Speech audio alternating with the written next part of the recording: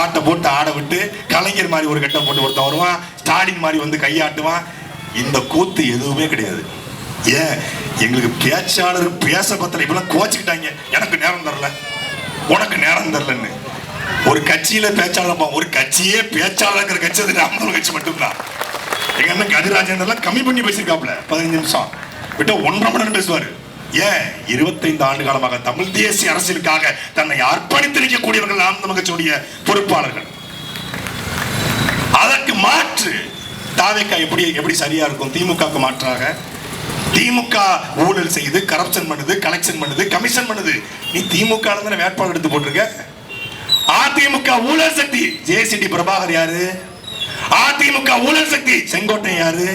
அதிமுக ஊழல் சக்தி இந்த திருச்சியில் நிக்கிற பொறுப்பாளர்கள் யாரு? கோபா கிருஷ்ணன் யாரு? 106 வேட்பாளர்களை அதிமுக திமுக வந்து களவாண்டு போட்டுட்டு இங்க ஒரு கடை, இந்த முக்கிய ஒரு கடை இருக்கு, தேவர் கடை. ஒரு கடை, தேவர் போட்ட கடை தானே. அந்த கடையில மதியம் 2 மணிக்கு ஒரு நாய் வந்து நிற்கும்.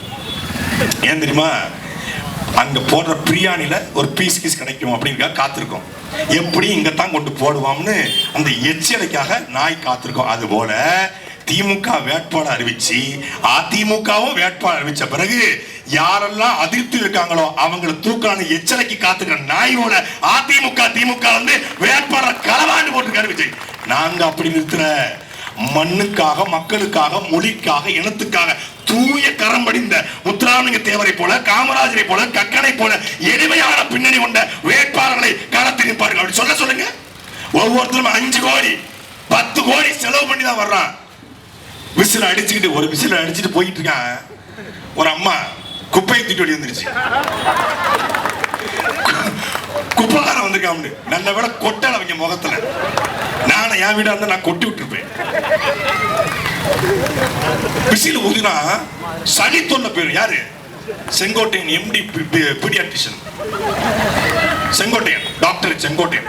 விசில் ஊதினா சளி போயிடும். அப்படியா? அப்ப மெடிக்கலை பூரா இழுத்து மூடிடலாமா? அப்பல்லோ காவிரியை பூரா மூடிட்டு அப்ப விஜய் வந்து வாயில விஜயோட வாயில விசில வச்சுட்டு திருறாப்படி. அவருக்கு அவ்வளவு சளி பிடிச்சிருக்கா? அது சளி இல்ல, தமிழ்நாட்டின் சனி. அது விசில ஊதுனா சளி பிடிக்காது, சனி தான் பிடிக்கும். அது ஊதிக்கிட்டு ஊரா வர்றாங்க.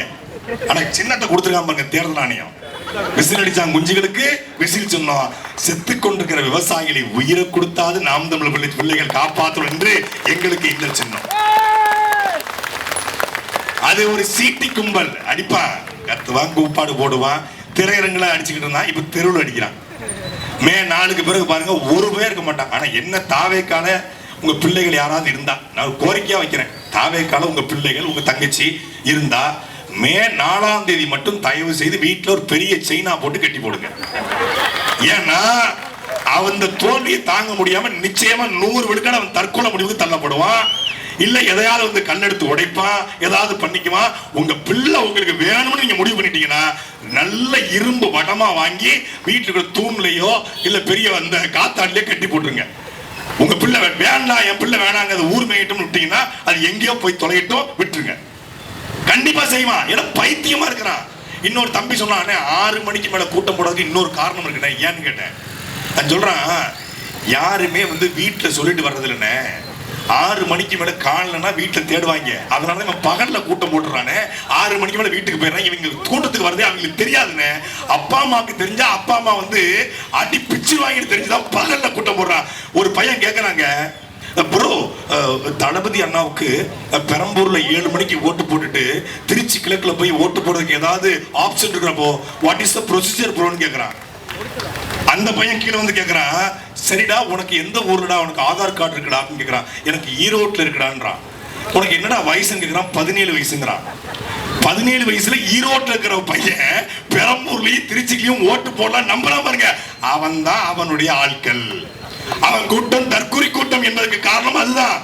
5 கொள்கை தலைவர்கள் யாருங்க உங்களுக்கு ரொம்ப பிடிக்கும்னு கேட்டா, கேமரா ஓடிட்டு இருக்கா அப்புறம் கொஞ்சம் கட் பண்ணுங்க அப்புறம். ஏன் இந்த 5 கொள்கை தலைவர் யாரை பிடிக்கும்? எங்களுக்கு 5 கொள்கை தலைவர் செந்தில் பாலாஜி தான் பிடிக்குங்கிறான். இப்ப அந்த தாடி வச்சுக்கிற அவர் பேரையா சொல்லு, தாடி வச்சுக்கிறான். யாரு ப்ரோ அவரு அப்படிங்கிறான். தெரியல அவனுக்கு. சரிடா 230 விஜய் எத்தனை தொகுதியில ஜெயிச்சு முதலமைச்சர் பாரு. கண்டிப்பா எங்க விஜய் நான் ஜெயிச்சுருவார் ப்ரோ. தளபதி ஆட்சி தான் கண்டிப்பா வரும். எத்தனை தொகுதியில ஜெயிப்பாரு? இது ஒரு நிமிஷம் ப்ரோ. ப்ரோ 4 தொகுதியில ஜெயிப்பாரு ப்ரோ. பூரா போத கோஷ்டி, பூரா வந்து பிளேடு திருடுறவன், பூரா வந்து பிளேடு பக்கிரி, செயின் ஸ்நாச்சிங் பண்றவன், அத்தனை பொறுக்கிகளையும் கூட்டு வச்சிருக்கான். பொறுக்கிகளா இருக்காங்க. இங்க பாருங்க, ஒரு கூட்டத்துல கட்சி நடத்துற கூட்டத்துல மது வாடை இல்லாத ஒரே ஒரு கூட்டம் அது நாம் தமிழர் கட்சியுடைய கூட்டம் மட்டும்தான். திருச்சியிலே 5 லட்சம் பேர் திரண்டார்கள். ஜென்சி கிட்ஸ்ல அந்த பக்கம் போயிட்டா, இளைஞம் போயிட்டான்னா திருச்சியிலே பிப்ரவரி 21 மாநாடு, நாம் தமிழர் கட்சி மாநாடு, 5 லட்சம் பேர் திரண்டார்கள். மறுநாள் காலையிலே தமிழ்நாட்டின் மூத்த பத்திரிகை விகடன் எழுதுகிறது, தமிழ்நாட்டு அரசியலில் மதுவாடை இல்லாத ஒரு மாநாடு, அது நாம் தமிழர் கட்சி மாநாடு. மாநாடு முடிந்து வந்திருந்த அத்தனை பேரும் இருக்கைகளை எடுத்து வைத்து, குப்பைகளை எடுத்து போட்டு, தண்ணி பாட்டில் கீழே விழாம, பாட்டில் தண்ணி கொடுக்காம, டேப் வச்சு ஒவ்வொருக்கும் தூய குடிநீரை கொடுத்து 5 லட்சம் பேருக்கும் தண்ணீரை கொடுத்து, 5 லட்சம் பேருக்கும் வரவேற்பை கொடுத்து, 5 லட்சம் பேர் கூடியும் சின்ன சத்தம் வரல. சரியா 6 மணிக்கு அண்ணன் சீமான் வந்து தாயக விடுதலை போரில் உயிரிழந்த தாய் தமிழ் உறவுகளுக்கு என்ற அகவணக்கத்தை எடுக்கும் போது 10 நிமிடத்துக்கு மொத்த அரங்கமும் அப்படி பின் டிராப் சைலண்ட். இதுதான் ஒழுக்கம். ஏன்? அது பிரபாகரனுடைய அரசியல் படையது.